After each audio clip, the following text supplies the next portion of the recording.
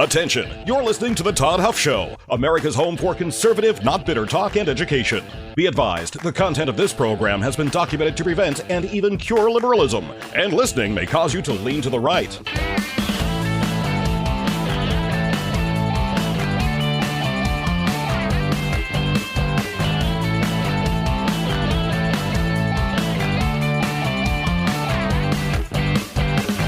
And now, coming to you from the Full Suite Wealth Studios, here's your conservative but not bitter host, Todd Huff.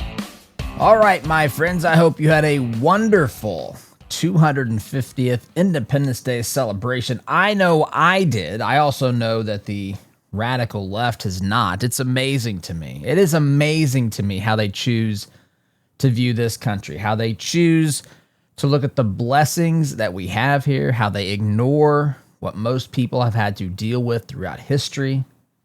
You know, I've said this before, but I really looked into this and thought about this. If you live in the United States of America today, the left is out there promoting or carrying on and saying that they're against the one percenters. We are, all of us, by being alive and living in 21st century America, we are by definition the 1%, my friends. We are the ones who have been incredibly blessed and fortunate to call ourselves Americans. And if you really want to upset a leftist today, which I don't, it's just to make a point. But tell them that they're a 1%er, because they are. And I know that goes straight through people. That's not really why I'm saying it. I'm saying it so that people would hopefully come to grips with that reality, with that fact. We are, my friends, all 1%ers. We have it better off than 99% of the people who have ever walked this planet. I am grateful for this country. I want to talk a little bit today about the celebrations of July 4th, Independence Day, America's 250th birthday. I want to speak a little bit about the way that Zohran Mamdani decided to frame this particular holiday, what it is to be American and so forth. I want to talk about that. And I just want to welcome you back and hit the ground running here this week. It's hard to believe we are moving through the month of July as quickly as this summer just flies by, my friends. So that's where we're headed today. Appreciate you tuning in. My friends, MyPillow. You know MyPillow. They are a patriotic company. They have been a partner of ours for several years. And if you want to support a company who believes in America first, America's greatness, if you want to support an individual who has stood up for American liberty, the great nation of the United States, defended President Trump and all of that, you could look no further than Mike Lindell of MyPillow. He's running for governor in the state of Minnesota. He's also the founder and president of MyPillow. They've got a whole bunch of products, great products, made right here in the good old US of A. And if you go to MyPillow.com, use promo code Todd, you're going to get discounts on those products, from pillows to sheets to towels to dog beds to slippers, my friends. MyPillow has a whole lot of things besides pillows, but their pillows are great as well. It's got adjustable fill. I like the one that has the cooling technology because I do not like to sleep when it's hot. I can't stand it. This pillow helps me do that. MyPillow.com, promo code Todd, my friends. MyPillow.com, promo code Todd. All right, let's talk here today about America's 250th celebration. Let's talk a little bit here. And I want to get to also, I can get going when I talk about America. I lose track of time when I talk about the blessings of this country. I love this place so much. It's not perfect, but my goodness, I just don't understand the perspective people have to not think that it's a good place. But nonetheless, I can get into that, as you can certainly tell if you've listened to this program for any length of time. But I also want to make sure I get to this development with the U.S. men's national soccer team. Listen, there's a couple things, and I've spoken about them recently, that when I started this program, if you would have asked me, Todd, Will you ever talk about soccer? And will you ever talk about the WNBA? I would have told you absolutely not. And I would have been wrong because we've talked about both the WNBA and soccer here recently. But you might have seen late last week when the United States men's team played, one of the American players got a red card. That's when the referee runs over at you, stares you down, and grabs a little card in his pocket and holds it up in your face. If it's a yellow card, it means you're kind of in trouble. If you get 2 of these, you're out of the game. Red card means, hey, buddy, you've really upset me. You're out of here. And if you get a red card, or I think 2 yellows, you're suspended for the next game, the next match. I'm learning, it's a match. You play on a pitch. It's not a game, and you don't play on a field. But again, old habits are hard to break. But they hold this little card up in your face, and they say, if it's red, they say, get lost, dude. You can't play. You've done something really bad. And listen, I don't pretend to know all the rules of soccer. In fact, I understand offsides. I still don't understand. I think the game will be a lot more exciting the match would be much more exciting if they actually allowed you to just go where you wanted on the soccer field. On the soccer pitch, gee whiz, look at that, making mistakes left and right here. But regardless, they showed the replay of why this player, by the way, his name is Folarin Balogun, and he's, again, I don't know enough about this, but supposedly, I think the leading scorer on the U.S. team. But he got a red card. He was reaching for the ball with his foot, stepped on an opponent's foot, turning it in slow motion. It never looked intentional, but it looked, kind of bad in the sense that he stepped on the player's ankle and it turned it and so forth. And they went to the replay and they looked at it in super slow motion. And that ref came trotting back out onto the pitch. I got it right this time. He looks out there and finds Balogun, and he puts the little red card in his face and says, you're out of here, buddy, and you can't play next game as well. Well, that's happened. And it was reported that President Trump has called FIFA, right? Has called FIFA and asked them to I love this, by the way. The left doesn't know what to do here. The left doesn't know what to do. And I know I've been talking about Independence Day, and I do want to talk about that, America's 250th birthday, but I was afraid I wasn't going to get to this, and I was telling you I was going to talk about it, but we're going to talk about it now. So Trump gets on the phone. This is, I got this story here, the New York Post, how U.S. Soccer got Folarin Balogun's suspension overturned, including Trump's phone call. So I've actually seen, I'm not joking, I've seen on social media people posting about this to stay above the fray. They're trying to decide, people on the left, what do you do here? Because people on the left are soccer fans. Well, I guess. I don't know if are they rooting for America? You have to tell me if you're on the left. Are you rooting for America to win the World Cup? Or is it more patriotic to root for another team that's got their country together better? Maybe that's the right move. I'd have to consult with Zohran Mamdani about this. I don't know, because the left's positions on things don't make any sense. But so you've got FIFA, you've got this World Cup, you've got this player who's got the red card and he's suspended. Tonight they play another match against Belgium. If they win, they'll be down to the final 8, the Elite 8, as we call that in men's college basketball. But nonetheless, so this Balogun suspended. Trump gets on the phone with FIFA, and apparently now, although this morning I saw that that FIFA's decided to give Belgium, who we play tonight, the U.S. plays tonight, gives Belgium the opportunity to appeal this decision. So who knows where this thing's going to end up. In fact, I haven't seen the news. It's supposed to be, I broadcast here in the morning. That decision, there was a deadline of 8 a.m. and I've just eclipsed and surpassed that time frame. So I'll see if I can see it, any developments during the break. So you got the player with the red card.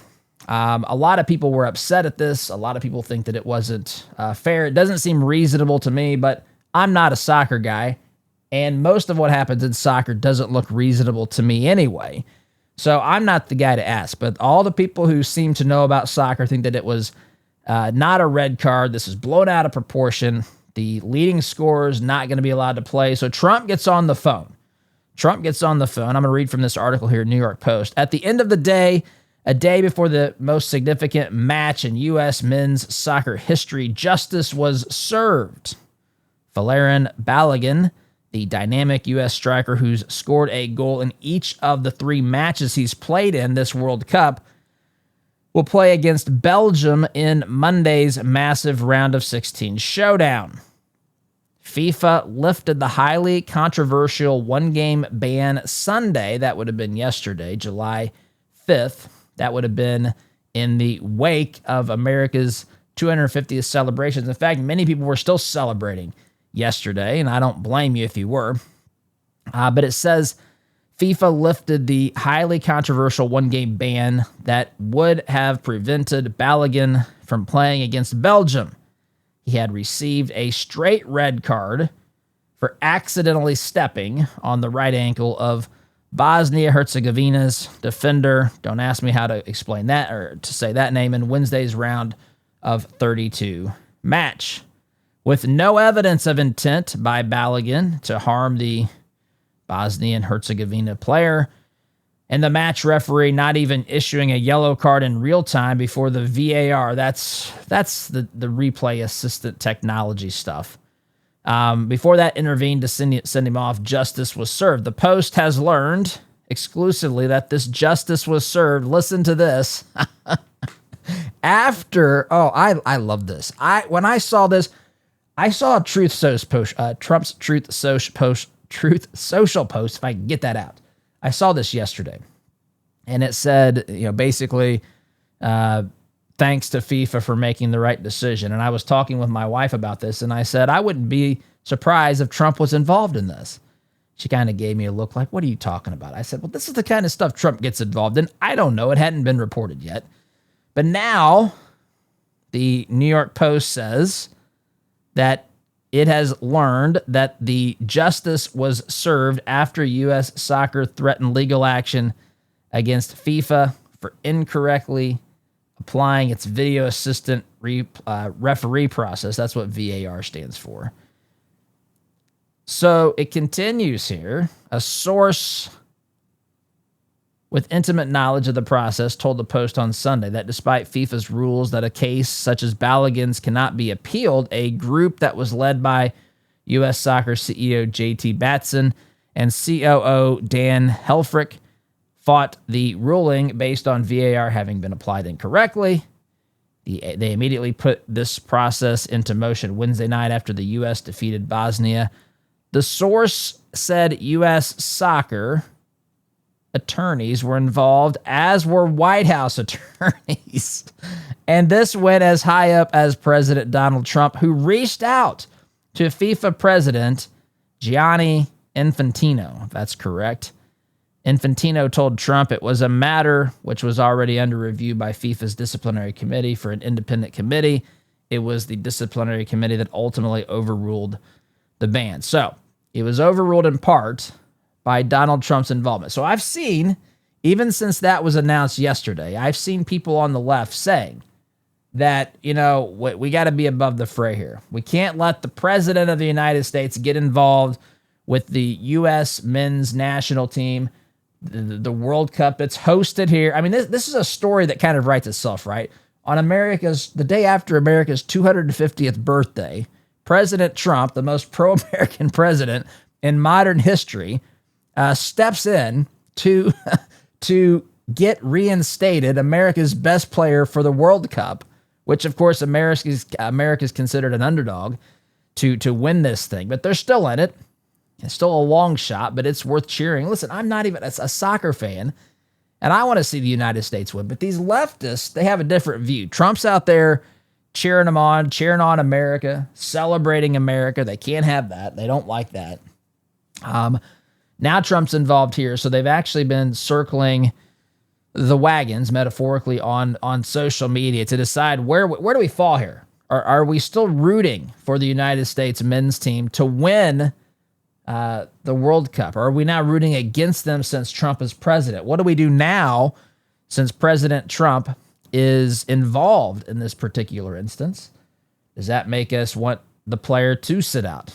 Now, part of that's hyperbole, my friends, but you get the larger point. These people don't know what they think about things. The only thing that they really know that they think is that they hate this country as founded, and they hate the president of the United States. And so they've literally been saying on social media, I kid you not, that they think that the men's coach should, if this suspension is up, the overturning of the suspension is upheld.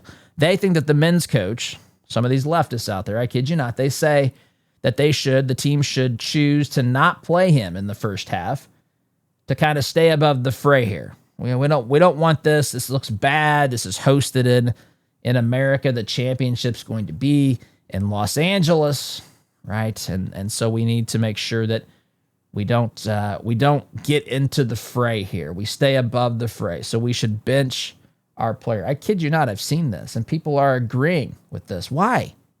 It is just wild to me. Trump's name's involved, and people think immediately they got to be on the other side of it, right? Trump called the FIFA president, and so they've got to be on the other side of this. They can't be within 10 feet, 10 miles of this sort of thing.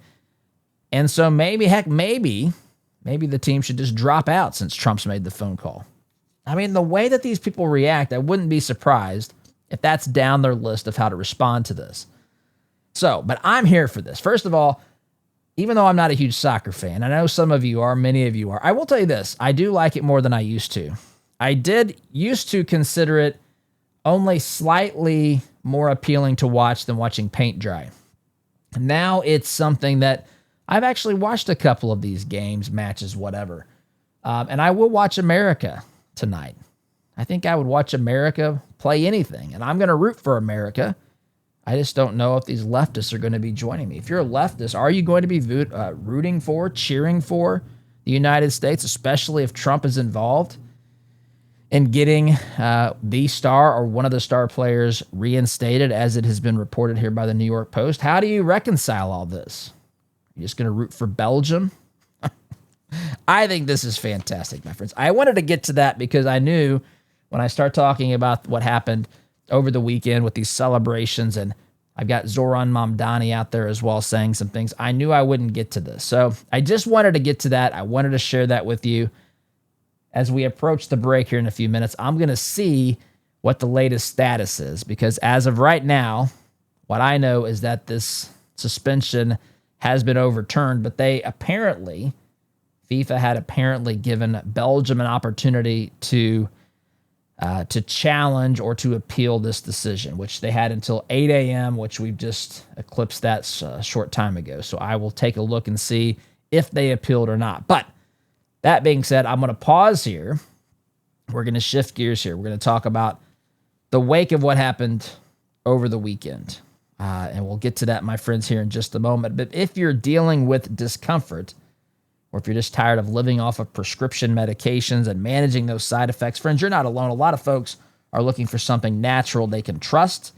That's why I want you to check out Christopher's Organic Botanicals.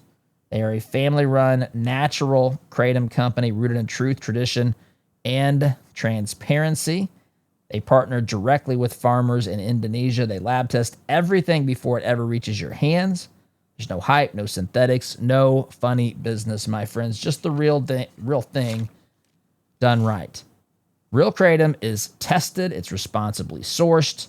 The horror stories that you may have heard about, those come from shady sellers who provide synthetic garbage that isn't even real kratom at all. So if you decide that this is something you want to try, if this is a fit for you, start with their kratom starter pack. Use coupon code TODHUFF. You'll save 10% off your first purchase. Christopher'sOrganicBotanicals.com. That's Christopher'sOrganicBotanicals.com. Truth, tradition, transparency. All right, let's shift gears here a little bit. You probably celebrated, if you've tuned into this program, you probably celebrated America's 250th birthday over the weekend. You've probably seen highlights. You've probably read articles or seen stories. Did you see the number of, I don't know the technical term, but the number of firework explosions over Washington, D.C. I think I read last year in 2025, there were something like 20,000 fireworks, if that's the right way to say it, that exploded over our nation's capital in celebration. This year, it was like 800,000. So this was done right. Flyovers, if you like military aircraft, the U.S. military aircraft were flying over all sorts of places. Every couple of minutes, you see the Blue Angels, the Thunderbirds, the F-22 Raptor, the F-35 Lightning, B-1B Lancers. You see B-52s, you name it, flying past Freedom One Tower in New York City, flying over the National Mall, flying over Mount Rushmore. You might have seen Air Force One, which was recently, there's a new version of Air Force One that was just gifted to the United States by Qatar. And it flew over on July 4th, flew over Mount Rushmore. Celebrations everywhere, fireworks, Americans who love their country celebrating, having a good time, loving it, taking in every second of this celebration. I love Independence Day on any year, but I especially love it on the 250th birthday. You know, I'll tell you, when we were younger, we haven't done this in a while, but we used to have a little fun. We used to have a celebration that we call Blaze of Glory, and we'd set off our own fireworks with some friends and stuff and have a good old wholesome time. But this celebration here and the patriotism, just watching this unfold, to me, I love this. I love being American. I shared this with you last week. I don't understand where the left is coming from, my friends. I understand personally people may have difficulties. People may have struggles. People may have had things that interfere with their dreams and ambitions and so forth. And I get it, right? Life is difficult. Life is hard.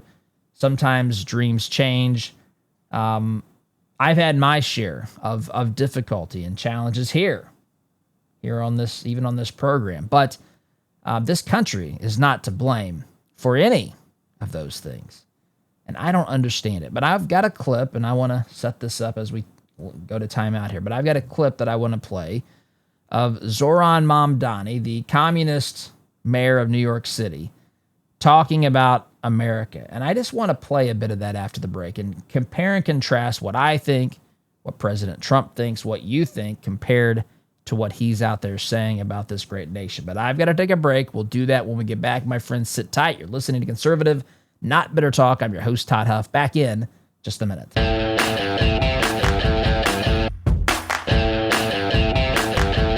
Welcome back, my friends. I want to continue to talk about Mamdani's version of America, Mamdani's America, his communist version of America that he has unleashed on the city of New York. And I want to compare that to Trump's America, to your America, to flyover countries' America. We'll get to that in a moment. I told you I was going to look during the break. I cannot see any updates as to whether or not Belgium has decided to challenge, or I guess appeal, the decision to let U.S. men's soccer player Folarin Balogun play in tonight's game instead of serving a one-game suspension for the red card that he was issued, from what I stand, erroneously issued. Of course, Trump made the phone call. He was involved in this. I gotta read this, by the way. So there's a guy that you may have seen if you're on X, if you pay attention in leftist circles, you'll know that there are brothers, Krasenstein brothers. Brian is one of them. That's the one who posted this on X. So he posted this. There's a video it's AI generated. It's AI generated, but it shows the referee walking up to Balogun and holding up that little red card saying, "You're in trouble, buddy. You're out of this game and you're not going to play in the next one." Well, AI has generated Balogun holding a picture of President Trump and showing it. Now, Trump is holding up a certain finger in this photo. So as the referee is holding up the red card in Balogun's face, Balogun is holding up a picture of Trump giving him the single-fingered salute, showing him he's number one or whatever you want to say. And there's an argument here. And so Krasenstein says this on X: MAGA clowns are posting this like it's a good thing. Trump getting Folarin Balogun unsuspended from the World Cup just shows you everything he touches is delegitimate crap. That's Krasenstein's argument, not mine. Now, if the U.S. wins the World Cup, it will be questioned. Thanks, Trump. That's what Krasenstein. They don't know what to do. I'm telling you, I only say this as a slightly hyperbolic thing. They're borderline about ready to start rooting for Belgium. I'm telling you, they don't know how to deal with this. They already don't like this country. We've seen that display itself throughout the past, many years, but we've seen it in particular over this past weekend. We've seen it in the survey results that I talked about late last week, where 27% of Democrats said that they were proud or very proud to be American. 36 said that they had very little or no pride in being American. That was basically the polar opposite. Republicans had something like 93% said they were very proud or proud to be American, and 1% said that they were not very proud or not proud at all to be American. So they're not proud to be American. They want to fundamentally change this country. They liked soccer. For whatever reason, soccer is appealing to people. But now that it's America in the World Cup and America is doing well, even people who aren't soccer fans like me, and I'll admit it, I'm not a soccer fan, as I've shared with you, but I'm rooting for the United States of America. That's what you do. We want to win everything that we participate in. And so now these people who are on the left, who might have followed soccer when conservatives like myself didn't, certainly before Trump was out there calling the FIFA president, now they see all of this and they don't know what to do. They genuinely don't. I'm telling you, some of them are deciding right now if they're going to root for Belgium, if they're going to, what are they going to root for? Are they going to root for France in the World Cup? I mean, who are they going to pull for now? They don't know what to do. If America wins, they now say, thanks, Trump, you messed that up.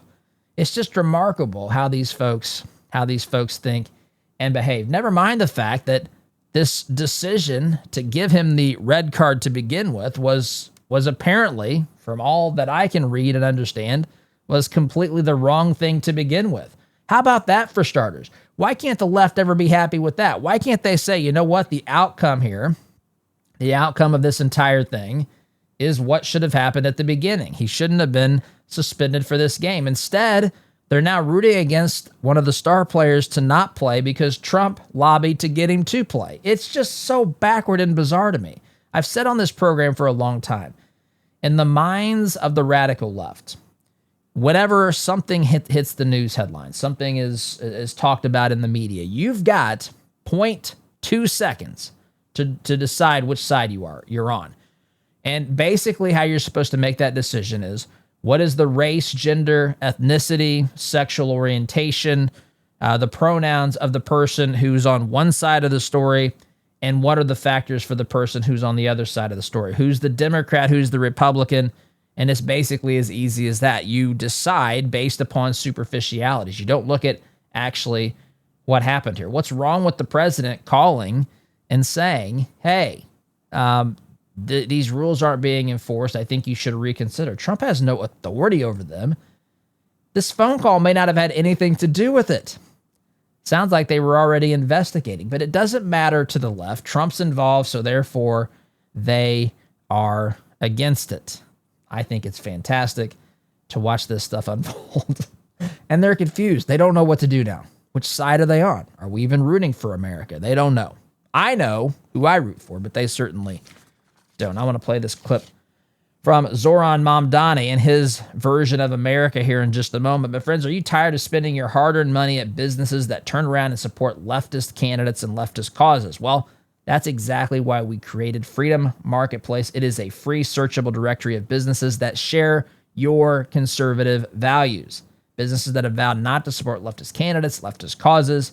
You don't have to have a login. There are no strings attached. Just good, patriotic businesses pushing in the same direction you are. Check it out today, freedommarketplace.net. That's freedommarketplace.net, liberty and business for all. So Zohran Mamdani sits down at a table to give a speech over the July 4th weekend. I think this was actually July 3rd. He sits down to basically talk about America and how he's really not a fan of America as it's founded. Of course, none of this is surprising because everything he does spits in the face of traditional American values and as this country was founded. So he sits down at the desk here. There is a person holding a little bitty flag to Mamdani's left as he faces the camera here.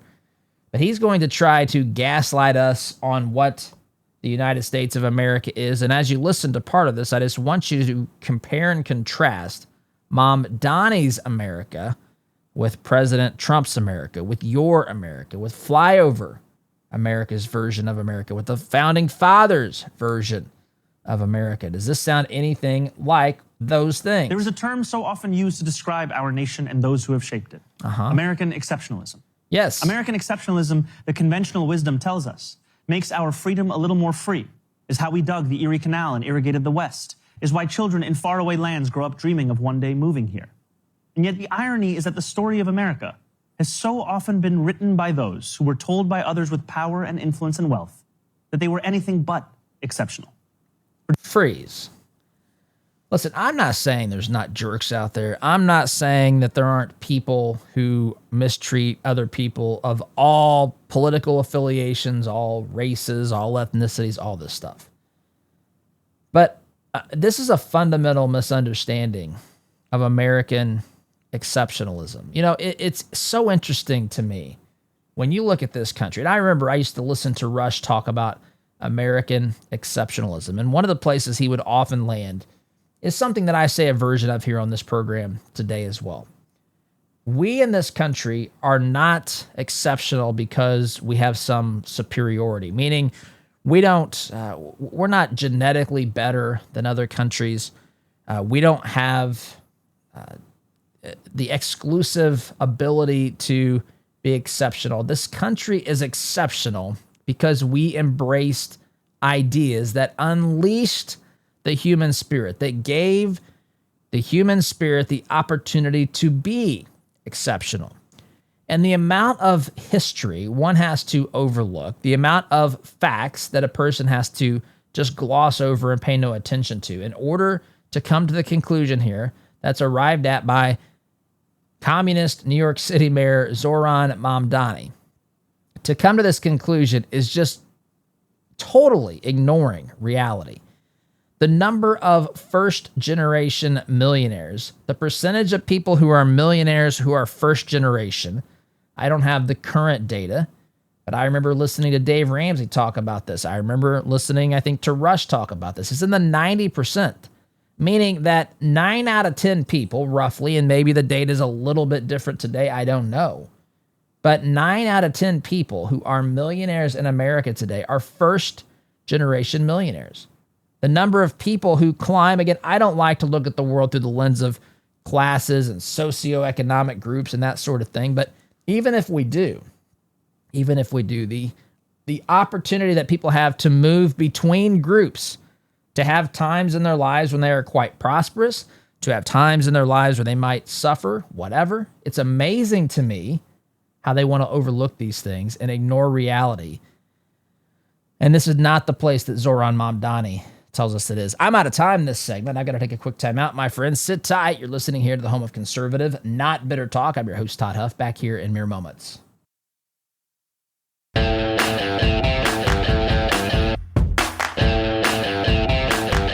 Welcome back here, my friends. Third final segment of today's program, talking here. Going to play a little bit of Mamdani's clip talking about his version of America, his distorted view of what he calls American exceptionalism, or how that is distorted by people on the left. So that's what I want to wrap up with here today. Before I do that, though, my friends, let's be honest. When your financial world starts getting a little bit more complicated, you need more than one-size-fits-all advice. That's where Full Suite Wealth shines the brightest. Their team specializes in working with families and individuals at your level. offering personalized guidance that goes far beyond the basics. From private equity and private credit to options, strategies, and coordinated legal planning, Full Suite Wealth helps you see the big picture and make confident decisions about your legacy. It's all about having a dedicated team guide you each and every step of the way so you can focus on what truly matters: your family, your goals, your future. If you want real confidence in your financial life, head on over to fullsuitewealth.com. That's fullsuitewealth.com. Build your legacy, secure your future. Let's listen to Mamdani here. He's talking about American exceptionalism. He's saying that the people who told you about American exceptionalism don't believe that everybody is exceptional. And again, I want to pause here. I want to pause and say that this is just not true. It doesn't mean that some people don't think it, but it is just not true. We are all made in the image of our Creator. The founders wrote this in the Declaration of Independence. We all have a direct source to greatness. It doesn't mean that we are gods, but we are made in the image of the great God of this universe, Yahweh himself. We are made in his image. And so we have tremendous just abilities. We have tremendous opportunities when the government gets out of the way, which is what one of the things this government did.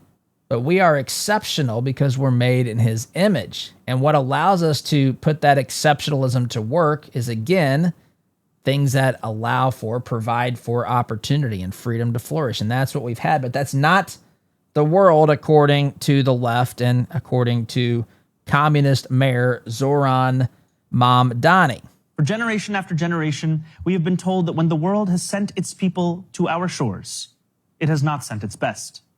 It sent Puritans and Sikhs and Quakers and Muslims and Jewish people who were banished for praying the wrong way. What does that even mean? You know, I've said on this program, I mean, he's not wrong in the sense that, but we're not the ones saying it, right? I'm not the one saying the person who comes here is not the best from another country.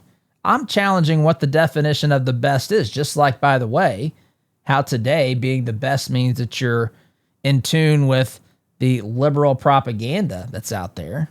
I just challenge that notion. Again, Mamdani, you missed the greater point here. What makes someone, what is great about an individual is the fact that they're created in the image of Almighty God. That's what makes them exceptional. And when we get out of the way and there's freedom and there's opportunity, as there has been in this great nation, then great things can happen. Listen, who's the ones out there saying? It bothers me every time I hear it. When they talk about illegal aliens, people on the left, they literally say this. They say, well, who's going to pick our crops? Who's going to clean your hotel room? As though people from other countries, the only thing they can do are those sorts of tasks. How ridiculous and absurd and offensive that should be. I'm not saying that stuff. People like Mamdani, certainly people like the ladies on The View, I've heard him say this. I've heard other people say this. He's so wrong in his thinking here. Worshipping the wrong gods, angering the wrong people. It sent peasants and talking serfs about? from slums and shtetls who were treated as less because they hardly owned clothes, let alone land. This is just so distorted, such a distorted view of reality. To say that people were sent. Now, granted, our government isn't perfect, but when the government provides these, say, housing, it's not created to be this thing. In fact, the left tells us that they're creating utopia on planet Earth. I'm saying that when the government gets involved, it's never as good as it's going to be anyway. Our government has tried to do things to help people who it's decided are disadvantaged or in tough circumstances or whatever. I'm saying the greatest thing that we could give them is opportunity. I'm saying the greatest thing we could give them is a low tax burden and not a lot of obstacles that prevents them from taking what they want to do to the free market. That's what I think. Mamdani wants a list of regulations that's miles and miles long. It sent immigrants from whom power was something someone else had. We are told that America is exceptional because we are richer, stronger, more powerful than everyone else. The truth, my friends, is that America is exceptional because here, nothing is fixed into place. That's a wild thing to say. I'm out of time here. That's what I wanted to make sure I got to. He says America is exceptional because nothing is fixed into place. Oh, the left loves this. The left loves the idea of a living, breathing Constitution, because if it's living and breathing, it can change with the ebbs and flows of the times and the politics of the day. What made America exceptional was liberty. What made America exceptional was what I've talked about on this program a lot, including last week. The founders said you're not going to be subjects, you're going to be citizens. You're not given rights by us. You have rights, and instead, you tell us what our responsibility is as the government. They turned these things on their head. They unleashed American freedom and liberty and exceptionalism, and I've got to run. SDG.